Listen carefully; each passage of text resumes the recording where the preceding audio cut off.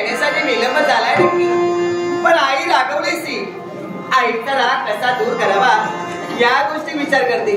पण काय काय असे ना, आली ना, आशीर्वाद घेतल्याशिवाय माझ्या मनाला जमत बघ.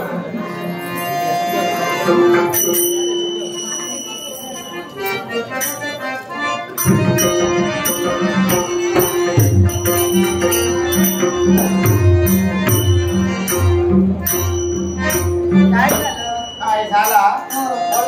मावशी विचारताय काय झाला का? म्हणजे असं जीवनात मी वाईट काय केलंय? वाईट काय केलं? सगळ्या गावभर तुका सोडून दिलं. आता वाढण्याला कोणती आई मी सांगून गेली होती.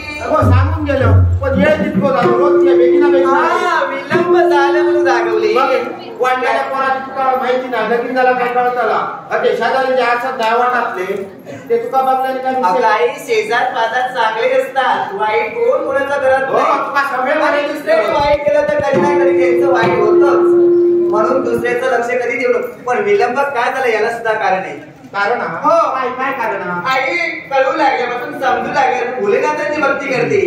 देव पूजेसाठी लागणारी पुष्प आणण्यासाठी गेली होती. तुला आणून गेलं मग तुला आणून विकतो यायला लागता म्हणजे हा वीर कशासाठी झाला याला सुद्धा कारण आहे. काय गो आई जीवाबाबाच्या माझ्या मैत्रिणी भेटले म्हणून कसं वाईट काय बोलते? काय वाईट केले माझ्या मैत्रिणी?